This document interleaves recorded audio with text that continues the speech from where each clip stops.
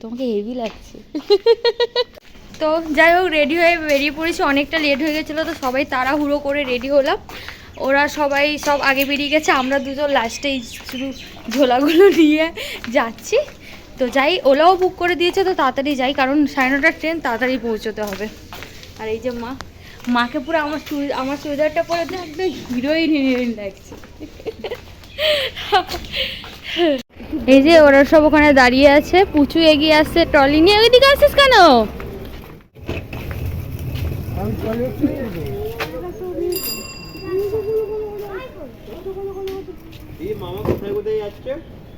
হয়তো তারাপীঠ গেল প্রথমে, তারপর মায়াপুর, নগরদ্বীপ, এখন পুরী। মনে না থাকলে ভিডিও থাকবে, ছবি থাকবে। পাপা পাপা গাইস, আমাদের গাড়ি এসে গেছে।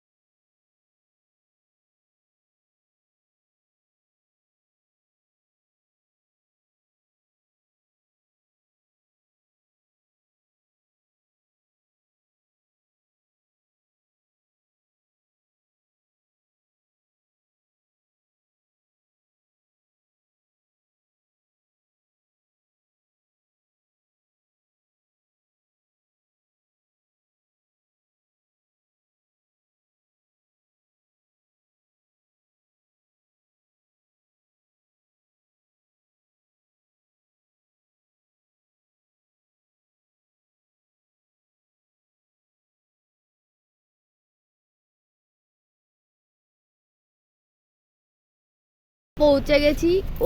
ওই সালিন স্টেশনটা ভাই কোথায় রে? কোনটা? ওইটা ওইটা। তো যাই, এখন ব্যাগপত্র সব নেমিয়ে আমরা হাঁটতে হবে, এখন যাবে না গাড়ি ওইদিকে।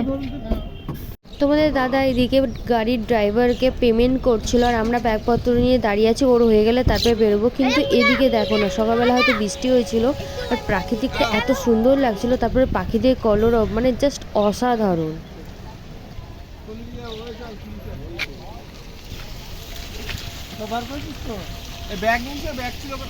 আমার পা কেটে গেছিলো, সেটা আমি তোমাদেরকে বলেইছিলাম, কিন্তু শুকিয়ে গেছে এখনও। কি বলো তো, জোরে হাঁটতে পারি না, হোঁচট খেলে প্রচণ্ড লাগে উঁচু থেকে নামতে।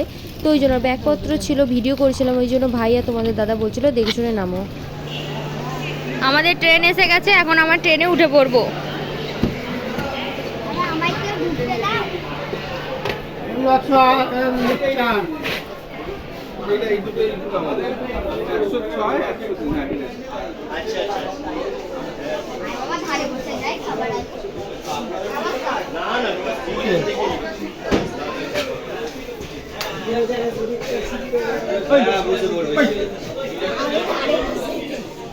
এটা কত আছে? এটাই আমাদের এই দুটোই। 103 থেকে 108। এই তো 103। Few moments later. ট্রেন ছেড়ে দিয়েছে, আধ ঘন্টা মতন হবে। আর এদিকে আমাদের 103 থেকে 108 নাম্বার পড়েছিল, তোমরা শুনলে। তো আমাদের ওই সাইডে একটা পড়েছিল, এই সাইডে একটা পড়েছিল। তারপর ওনাদের সাথে কথা বলে বাবা, তারপর আমরা এই সাইডে হয়ে গেছি। ওনারা লোকগুলো খুবই ভালো ছিল। এদিকে ছেলেকে ড্রেস চেঞ্জ করে দিয়েছি, কারণ ওর খুব গরম লাগছিল। ট্রেন ছেড়ে দিয়েছে।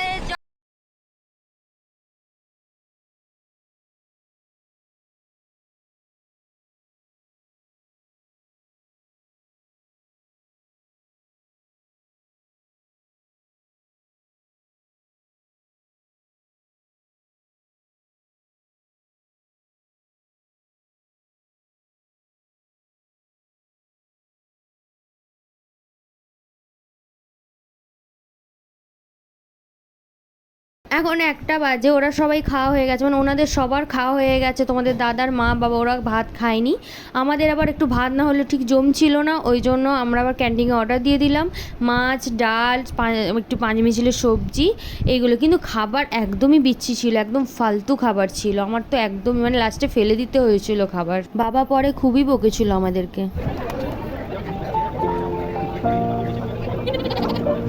তোমরা হয়তো ভাবছো তোমার দাদাকে কেন মারলাম বা আমরা কী নিয়ে হাসি ঠাট্টা করছি, তো তাহলে বলি শোনো। তোমাদের দাদার চা খাওয়ার ইচ্ছে হচ্ছিলো অনেকক্ষণ ধরে, ট্রেনে ওঠার পরপর থেকেই। আমি ওকে খেতে দিচ্ছিলাম না, কারণ হচ্ছে ও ট্রেনে ক্যান্টিনের চা খাচ্ছিল। ট্রেনে ক্যান্টিনের চা একদমই ভালো না, তো তোমরা কেউ ট্রেনে ট্রাভেল করলে ক্যান্টিনের চা একদমই খেও না।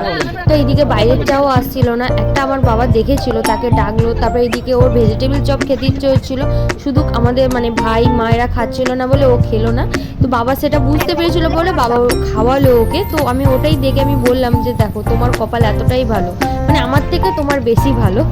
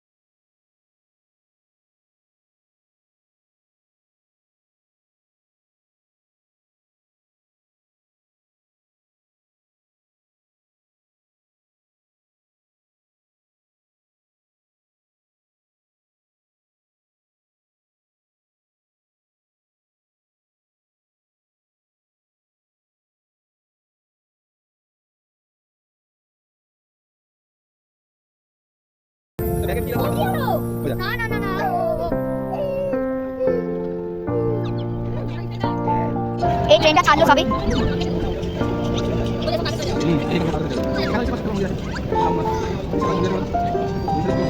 2 hours later.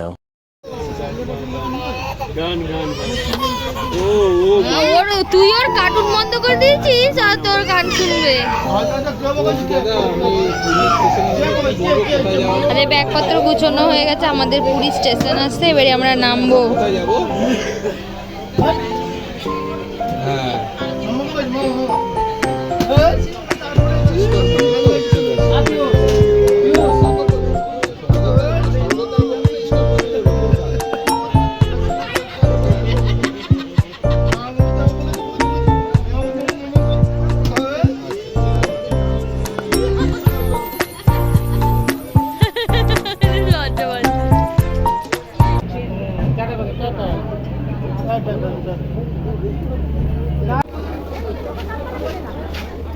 জয় জগন্নাথ।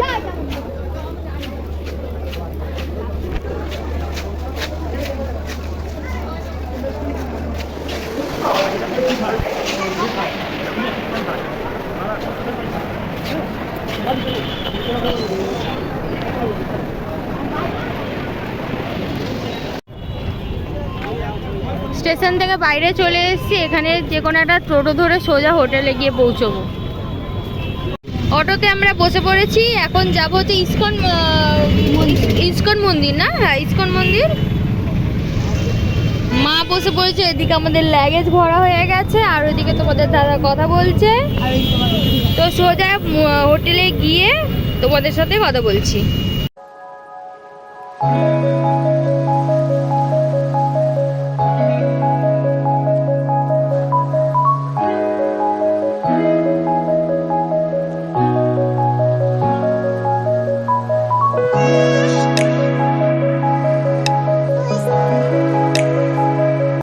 আমার পাপাকে দেখো, আমরা বসে আছি।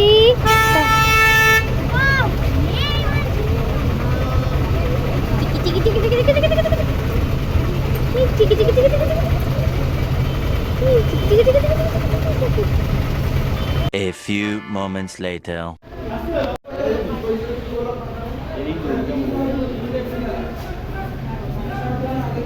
চলো বাবা আসো।